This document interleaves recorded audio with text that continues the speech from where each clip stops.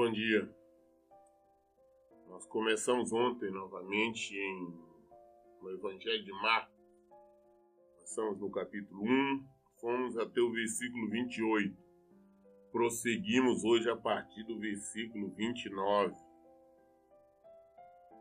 E assim saíram da sinagoga, dirigiram-se para a casa de Simão e André, juntamente com Tiago e João. A sogra de Simão estava deitada com muita febre, e logo falaram com Jesus a respeito dela. Então, aproximando-se ele, a tomou pela mão e a levantou. A febre imediatamente a deixou e ela se pôs a servi-los. Então, nós sabemos aqui que no início do ministério, Jesus ainda estava juntando seus discípulos, seus apóstolos. Ele foi até a casa de Pedro, Simão Pedro. Também sabemos que Pedro era casado, porque aqui fala que a sogra dele estava doente, a sogra dele estava enferma, estava com febre. E falaram isso com Jesus. Jesus, tomando conhecimento, pegou pela mão, ela levantou e a febre passou, a febre acabou na hora. E ela então começou a servi-los, cuidar, segundo os costumes, deve trazer alimentação, alguma coisa nesse estilo. Foi um dos primeiros milagres que Jesus fez. Ao final da tarde, logo após o pôr do sol, o povo levou até Jesus todos que estavam passando mal e os dominados por demônio. E assim a cidade inteira aglomerou-se à porta da casa. Jesus curou a muitos de várias enfermidades, bem como expulsou diversos demônios. Entretanto, não permitia que os demônios falassem, pois eles sabiam quem era ele.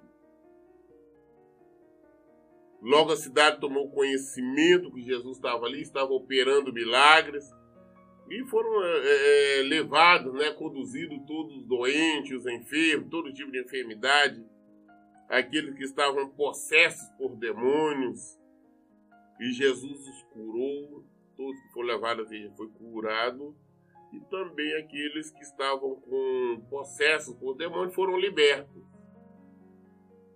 Jesus agia de acordo com a palavra, com aquilo que ele nos manda fazer.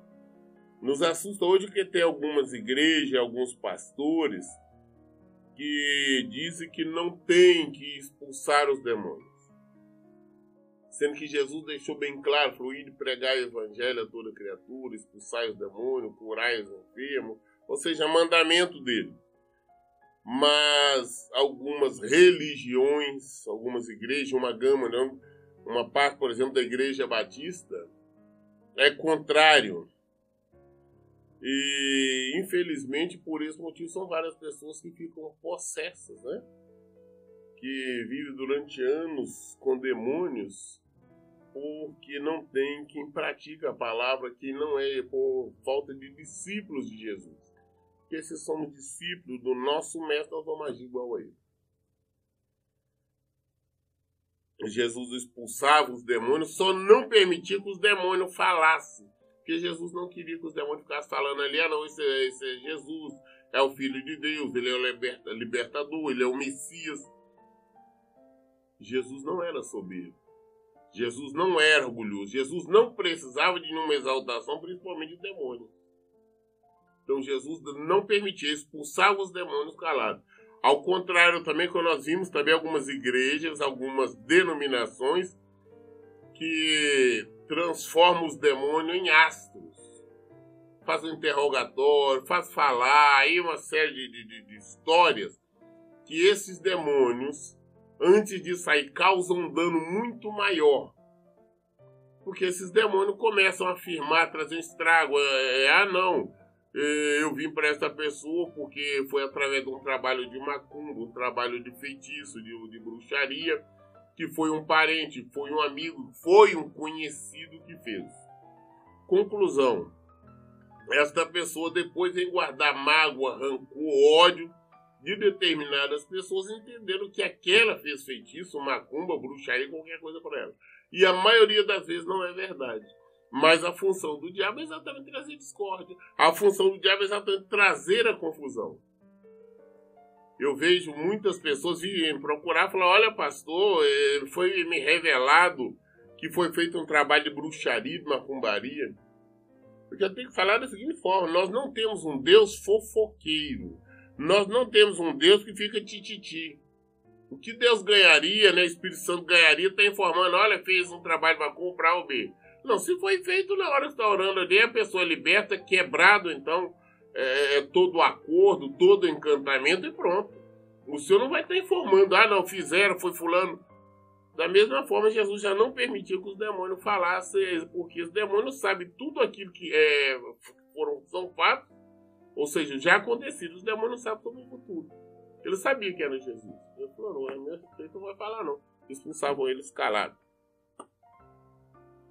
De madrugada em meio à escuridão, Jesus levantou-se, saiu da casa e retirou-se para um lugar deserto, onde ficou orando.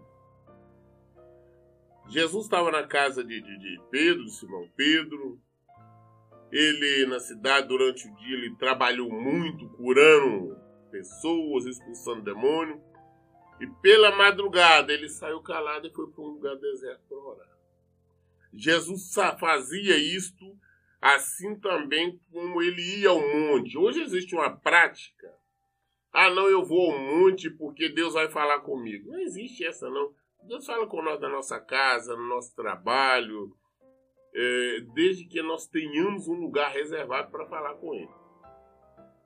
Jesus, a determinação dele não é para que subíssemos ao monte, não. Ele diz, quando quiser falar com o Pai, entra em seu quarto, fecha a tua porta, fala com teu Pai em secreto, que ele em secreto te responderá. Isso é mandamento do Senhor. Por que Jesus ia em um lugar deserto? Para ter privacidade. Ele ia aos montes para ter privacidade, porque onde ele estava tinha muita gente. Então, por este motivo que Jesus ia ao monte. Só isso. Não é porque, no monte é mais alto, Deus vai falar comigo. Existe um monte de histórias no monte eu vi uma bola de fogo assim, eu vi isso, eu vi aquilo. Da mesma forma que Jesus fala com você, Deus fala com você no seu quarto, ele fala no monte. Ou o nosso Deus é só o Deus dos montes, ele não é da planície, não é do baixo, só lá em cima do alto? Claro que não. Assim que o que nós temos que ter é privacidade para orarmos. Porque, na verdade, a melhor maneira de nós orarmos é a hora que nós estamos num lugar reservado, onde nós podemos abrir a boca e ter um diálogo aberto com o Senhor. Porque quando nós estamos no meio de pessoas, nós ficamos aquela oração mais acanhada, não surte tanto efeito como uma oração você sozinho falando de maneira declarada ao Senhor. Jesus ia ao deserto, procurava lugares desertos ou montes, exatamente para ter privacidade para falar com Deus, não por outro motivo qualquer. Simão e seus amigos saíram para procurá-lo, então quando o acharam, informaram, todos estão te procurando. Jesus nos instruiu, vamos seguir para outros lugares, as aldeias vizinhas, a fim de que eu pregue ali também, pois foi para isso que ele... Então eles foram procurar, né? Pedro foi lá procurar, ele encontrou, falou, Senhor, está todo mundo procurando. Falou, não, vamos para outras aldeias, vamos para outra região, para me pregar a palavra de Deus ali, porque eu vim foi para isso. Jesus não veio, não foi para ficar só curando, expulsando demônio, ele veio para pregar a palavra, ele veio para trazer o evangelho. Foi isso que Jesus veio fazer. Jesus é o verbo, Jesus é a palavra, ele veio o evangelho. Ele veio pregar e nos deixou. A herança que o Senhor deixou para nós é exatamente isso aqui. É a palavra. Foi para isso que ele veio. E foi isso que ele nos deixou.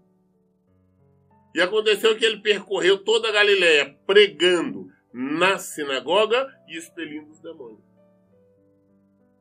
Jesus saiu, rodou toda a Galileia, pregando para todo mundo e expulsando demônios. Isso é o que Jesus fez. Certo leproso aproxima-se de Jesus e suplica-lhe de joelho: se for da tua vontade, tens o poder de purificar-me. Movido de grande compaixão, Jesus estendeu a mão e, tocando nele, exclamou: eu quero ser purificado. No mesmo instante, toda a doença desapareceu da pele daquele homem e ele foi purificado. Jesus, em seguida, se despede dele com forte recomendação. Atenta, não digas nada a ninguém, contudo, vai, mostra-te ao sacerdote e oferece pela tua purificação o sacrifício que Moisés prescreveu, para que sirva de testemunho. Então Jesus está por ali, então aproxima-se dele um leproso. Nós temos que entender que lepra, até alguns anos atrás, era uma doença que assustava. Lepra atinge todo o corpo da pessoa, apodrece, na verdade, as pessoas começam a perder parte do corpo e às vezes nem percebem. Tem vários casos, por exemplo, de leprosos até tomando café ou com uma xícara na mão, não perceber quando parte do dedo fica presa ali, né? Na xícara, em algum lugar. Até alguns anos atrás, os leprosos era proibido, né? Eles não se aproximavam das pessoas exatamente porque a lepra era transmissível. Hoje não. Existe cura, né? Mesmo os leprosos são tratados, a doença não é mais transmissível. Mas antigamente, até para pedir esmola, pedir alguma coisa, era de longe. As pessoas jogavam o dinheiro para eles de longe. Então, em Israel também, nessa época, os leprosos não podiam conviver com as pessoas, mantinham-se afastados. Isso nós lemos, nós sabemos disso, até lá na lei de Moisés existia determinações muito claras a este respeito. Mas aqui, então, este leproso se aproxima, né, e cai de joelho ali diante de Jesus e fala com ele: se for da sua vontade, você tem poder de me purificar. Jesus, com compaixão, né? Jesus toca nele e fala: não, eu quero ser limpo, eu quero, fica limpo. E na mesma hora a lepra acabou, na mesma hora as feridas, tudo aquilo que tinha no corpo acabou, ele ficou curado. Ele alegra ali, agradecendo. Jesus diz para ele, falou: olha, vai, não comenta nada com ninguém, não fica falando nada com ninguém não. Vai até o sacerdote, né, vai ao templo e oferece a oferta desde aquela época anteriormente que Moisés tinha determinado pela lei. O que eu chamo muita atenção para este fato é que Jesus mandou ele ir ao templo levar uma oferta ao Senhor. Chama-se oferta de agradecimento. O que é o contrário que é hoje praticado nos templos. Hoje ele chama as pessoas para fazerem campanha, desafio, e as pessoas, na verdade, eu tenho que ofertar antes. Além de ofertar, também não recebe as bênçãos. E assim são campanhas e mais campanhas, ofertas e mais ofertas. Na verdade, é uma extorsão disfarçada, um estelionato. Eles pedem oferta antes. Ou seja, estão tentando comprar a bênção, transformar Deus em um ser corrupto. A determinação do Senhor Jesus aqui foi, depois da bênção, depois de ter recebido o milagre, falou: não, vai ao templo, vai ao sacerdote, vai lá ao pastor e entrega uma oferta de agradecimento, de louvor, de adoração. Não antes. Contudo, assim que o homem saiu, começou a proclamar o que acontecera e a divulgar ainda muitas outras coisas, de modo que Jesus não mais conseguia entrar publicamente numa cidade, mas via-se obrigado a ficar fora em lugares desabitados. Mesmo assim, pessoas de toda parte iam ter com ele. E Jesus tinha dito para aquele leproso, foi curado, falou: não comenta nada com ninguém, não, entrega a oferta ao sacerdote, mas não fala nada. Por quê? Nós temos falado sobre isso. Israel vivia sob o domínio de César, de Roma. E o povo estava desesperado para achar alguém, um libertador, como no passado. Israel, Deus enviou vários juízes que libertavam Israel. Então eles acreditavam na palavra de Deus, mas tinham um entendimento confuso, porque pensava que o Messias, que o libertador, viria para libertar Israel ali do jugo de outras nações. Eles não compreendiam que Deus iria enviar o Messias para nos libertar do pecado. Então, quando viram Jesus não queria, porque Jesus operando milagre, maravilha, eles queriam transformar Jesus em um rei físico.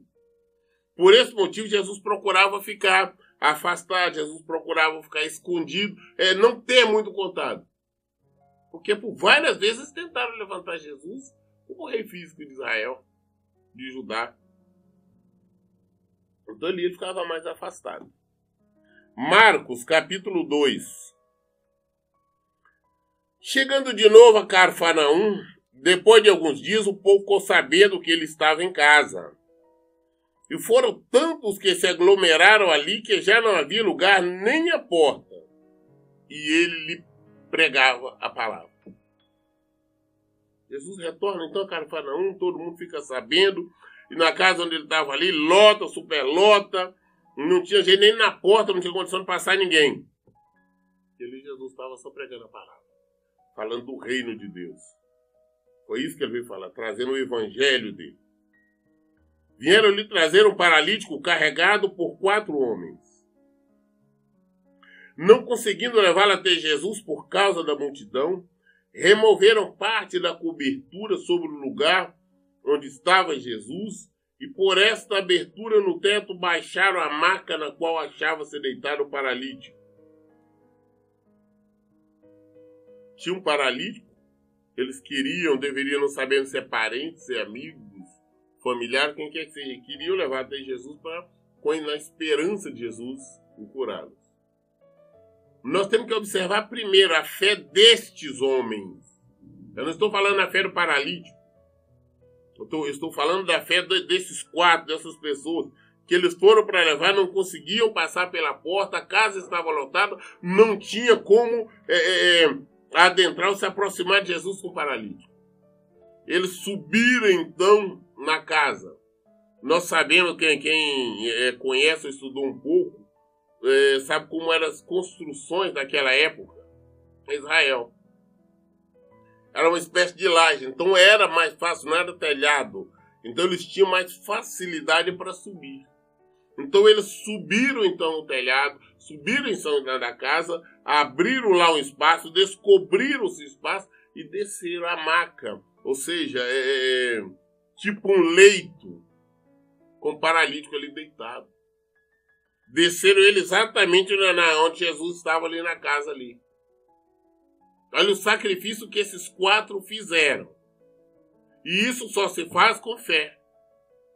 Se eles não tivessem a plena fé, não tivessem a plena certeza que Jesus poderia curar esse paralítico, eles não iriam fazer isso.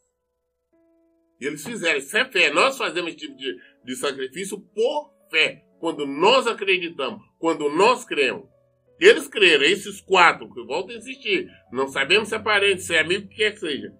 Eles fizeram isso. E desceram então a maca ali diante de Jesus. Observando a fé que eles demonstravam, declarou Jesus ao paralítico: Filho, estão perdoados de ti os pecados. Jesus observou a fé dos 4. Não é a fé do paralítico, não. A fé dos 4.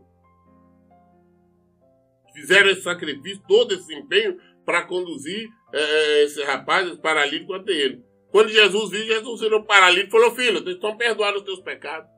Quando Jesus viu a fé dos outros, observando a fé que eles demonstravam, declarou Jesus ao paralítico: Filho, estão perdoados de ti os pecados. Entretanto, alguns dos mestres da lei que estavam por ali, sentados, julgaram em seu íntimo: Como pode esse homem falar deste modo?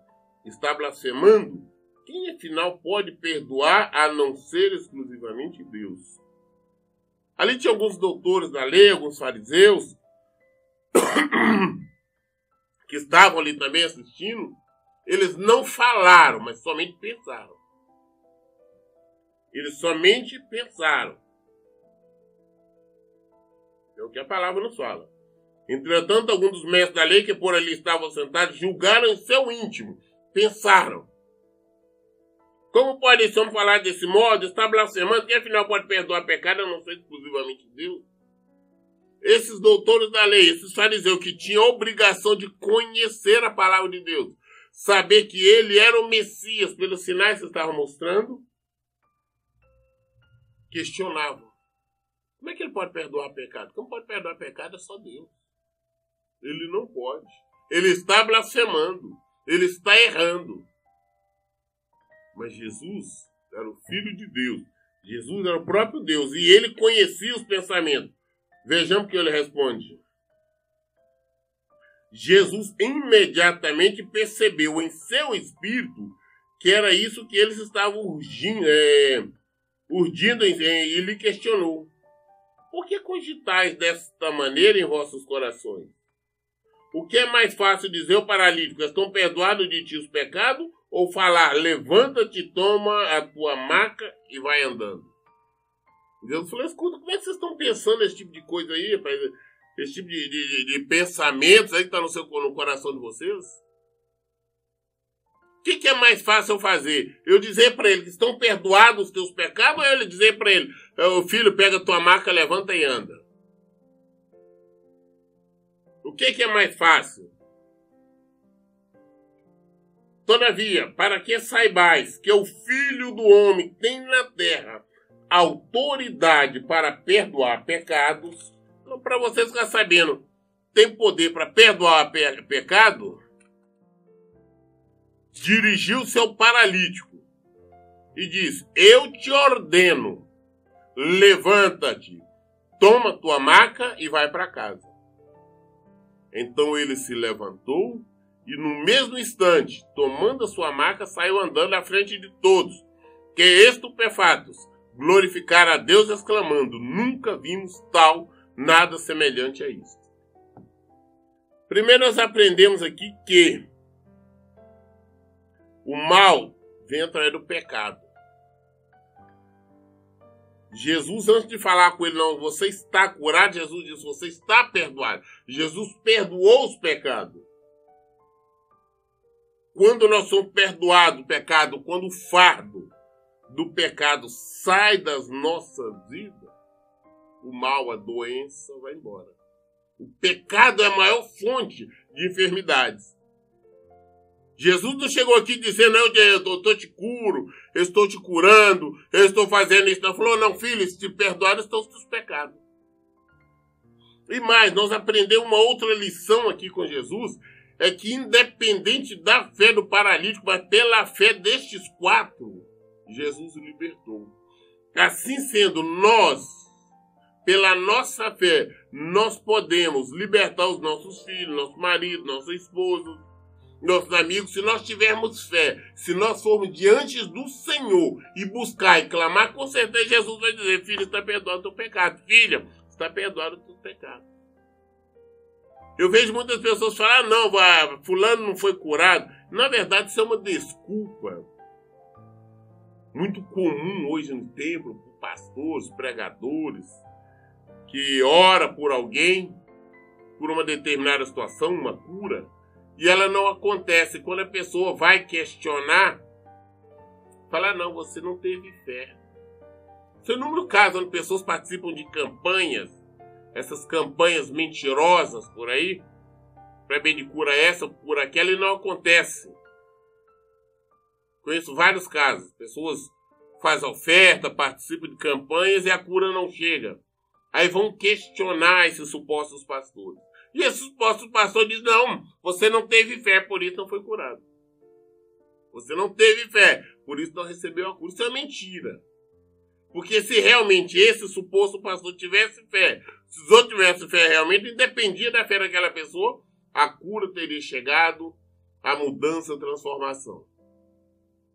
Independe da fé da pessoa para receber cura, para receber a libertação. Se quem estiver ali por ela tiver fé, vai acontecer. Em segundo lugar, também nós percebemos que o Senhor conhece os nossos pensamentos, principalmente quando são pensamentos de ofensa, pensamento de alguma maneira agressiva à palavra. Os fariseus, doutores da lei, estavam pensando contra ele, duvidando. Ele respondeu. Ele mostrou. E também nós aprendemos, né, que sobre o pecado, que o pecado é a maior fonte de enfermidade. Foi perdoado os pecados, a pessoa ficou curada. Jesus falou, pega a sua maca, levanta e anda. Aquele paralítico não podia fazer movimento. Estava numa maca, numa espécie de cama, que nós sabemos o que é. Foi descido por ela, estava nela. Jesus falou, não, levanta e anda. Ele levantou e pegou ela e foi embora. E todos ali viram, ficaram glorificando o Senhor. Uma vez mais saiu Jesus e foi caminhar na praia. E toda a multidão vinha ao seu encontro. E ele os ensinava. Jesus fazia o quê? Jesus pregava. As pessoas vinham ao encontro dele, Jesus pregava. Ensinava a palavra, ensinava o evangelho. Ensinava a palavra de Deus. Foi isso que, como ele disse no início, foi para isso que ele vinha. Eu tenho que ir às aldeias, que eu tenho que estar pregando, porque foi para isso que eu vim. Enquanto andava, viu a Levi, filho de Alfeu, sentado à mesa da coletoria, e o chamou, segue-me. Ao que ele se levantou e o seguiu. Levi é o mesmo que Mateus. Ele trabalhava como coletor de impostos. Era uma pessoa, digamos assim, odiada pelos israelenses porque ele estava a serviço de César, recebendo os impostos. Então o povo, os judeus não gostavam dele. E Jesus passou, viu e falou, não me segue. E ele foi. Mateus, que escreveu o Evangelho de Mateus. Ele estava juntando ainda, reunindo os seus discípulos. E reuniu também este. E aconteceu que em casa de Levi, publicanos e pessoas de má fama, que eram numerosas e seguiam Jesus, estavam à mesa com ele e seus discípulos. Jesus foi à casa de Levi. E várias pessoas de má fama, tudo que seguiam Jesus, estavam ali à mesa. Jesus disse, ele não veio para os sãos, ele veio para os doentes. E eu acho interessante que hoje tem algumas igrejas, algumas denominações, que na verdade faz discriminação. Eu vejo, existe denominações que fazem culto das autoridades, fazem culto dos empresários, culto do pessoal mais em destaque, destacado. Mas eu não vejo falar em culto dos operários, culto das domésticas. Não existe. Jesus, ele veio para os enfermos. Jesus andava tal, aqui tinha, com a própria palavra falam, na casa de Levi, publicanos e pessoas de má fama, que eram numerosas, e seguiam Jesus. Estavam à mesa com ele os discípulos. Quando os mestres da lei, que eram fariseus, o viram comendo com os publicanos e outras pessoas mal afamadas, perguntaram ao discípulo de Jesus, por que ele se alimenta na companhia de publicanos e pecadores? Ao vir tal juízo, Jesus lhe ponderou, não são os que têm saúde que necessitam de médico, mas sim os enfermos. Eu não vim para convocar justos, mas sim pecadores. Esses doutores da lei, esses fariseus, perseguiam Jesus, vieram questionar Jesus, não falou nem diretamente com ele, mas falou com os seus discípulos. Falei, vem cá, como é que ele está comendo aí junto com os pecadores, com esses homens mal afamados? Jesus ouviu e falou, não, eu não vim para o justo, não. Eu vim foi para os pecadores. Foi por eles que eu vim. Eu não vim para convocar justos, mas sim pecadores. Porque quem está são não necessita de médico. Médico é para doentes. Jesus é o médico. E a nossa doença é o pecado. Jesus veio, foi por nossa causa pecadores. Nós temos que assumir a nossa condição de pecadores. Assumir que Ele é o nosso Senhor. Ele veio para nos libertar. Jesus Ele veio para os que precisavam dele. E, infelizmente, hoje ainda, esses doutores da lei, da nossa época, da nossa atualidade, estes fariseus, ainda continuam discriminando da mesma maneira. Mas nós temos que estar no meio do povo. É isso que o Senhor nos mandou pregar, trazer a palavra para eles. Quem conhece já tem a palavra, não precisa. Muito bem, hoje nós fomos até Marcos no capítulo 17. Amanhã daremos prosseguimento a partir de Marcos capítulo 2, versículo 18.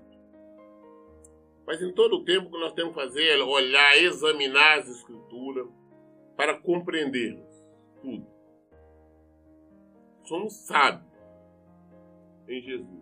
Jesus é o verbo, ele é a palavra. Leiam e pratiquem a Bíblia. Que Deus abençoe. Bom dia.